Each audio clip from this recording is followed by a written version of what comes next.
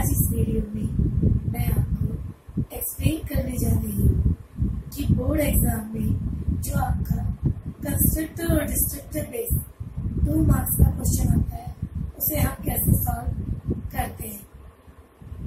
Exam में आपको एक क्लास प्रीडिफाइंड मिलेगी और उस क्लास के अंदर कुछ टीचर मेंबर और कुछ मेंबर फंक्शन आपको पहले से गिवन होंगे और आपको उस क्लास के बिहाफ पर 2 क्वेश्चन पूछे जाएंगे और आपको उन क्वेश्चंस का आंसर देना पड़ेगा। सबसे पहला क्वेश्चन डिस्कस करते हैं कि सपोज कीजिए मेरी एक क्लास है ABC। इस क्लास के अंदर फंक्शन डिफाइन है 4। पहला फंक्शन है ABC, कोई आर्ग्यूमेंट नहीं ले रहा। दूसरा फंक्शन है ABC, एक नंबर ले रहा है। तीसरा फंक्शन ABC, एक स्ट्रिंग ले रहा है। चौथा फंक्शन है ABC, जो एक नंबर और एक स्ट्रिंग ले रहा है।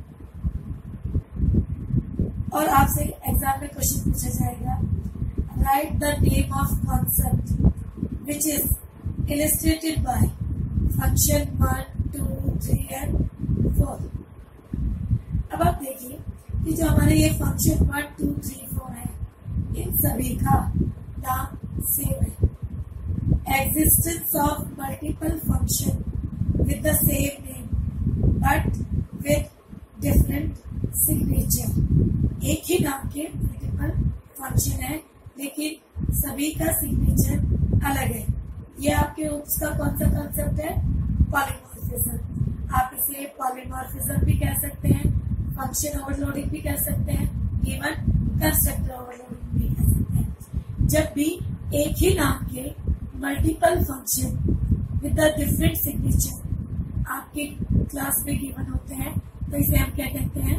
या तो पॉलीमॉर्फिज्म या फिर फंक्शन ओवरलोडिंग या फिर कंस्ट्रक्टर ओवरलोडिंग। दूसरा क्वेश्चन नॉर्मली पूछ लेते हैं, write a statement to invoke function 2। अब देखिए मेरा फंक्शन 2 क्या है? कंस्ट्रक्टर है जो एक नंबर रिसीव कर रहा है। और हम ये बात जानते हैं कि एक कंस्ट्रक्टर कब इन्वॉक होता है? When we declare the object of class the constructor will be invoked. लेकिन मुझे फंक्शन 2 को कॉल कराना है जो कि एक नंबर रिसीव कर रहा है। इसीलिए अगर मैं ABC क्लास का ऑब्जेक्ट डिक्लेयर करूं M और उसके साथ एक नंबर एसोसिएट करूं 10 तो ऑटोमेटिकली मेरा फंक्शन 2 इन्वॉक होगा। यदि जब आपको पर्टिकुलर कंस्ट्रक्टर को इन्वॉक करने के लिए कहा जाए तो आप ये देखिए कि वो पर्टिकुलर कंस्ट्रक्टर क्या और किस टाइप का आर्ग्यूमेंट रिसीव कर रहा है। हम ऑब्जेक्ट डिक्लेरेशन के साथ उसी टाइप की वैल्यू को एसोसिएट करेंगे तो वो आपका कंस्ट्रक्टर इन्वॉक हो जाएगा। सपोज कीजिए मेरी क्लास में एक डिस्ट्रक्टर फंक्शन है। डिस्ट्रक्टर फंक्शन की पहचान है कि उसका नाम वही होता है जो आपकी क्लास का नाम हो और नाम से पहले टिल्ड सिंबल होता है। यानी अगर मेरी क्लास में कोई भी ऐसा फंक्शन है जिसका नाम वही है जो आपके क्लास का नाम है और उसके नाम के आगे टिल्ड सिंबल है तो उसे हम क्या कहते हैं? डिस्ट्रक्टर। मान लीजिए मैंने ABC में फंक्शन 5 के तौर पर डिस्ट्रक्टर को डिक्लेयर कर दिया। एग्जाम में क्वेश्चन आ जाता है,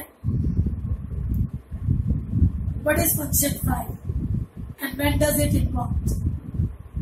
function 5 is a destructor and destructor invoked when your object goes out of scope।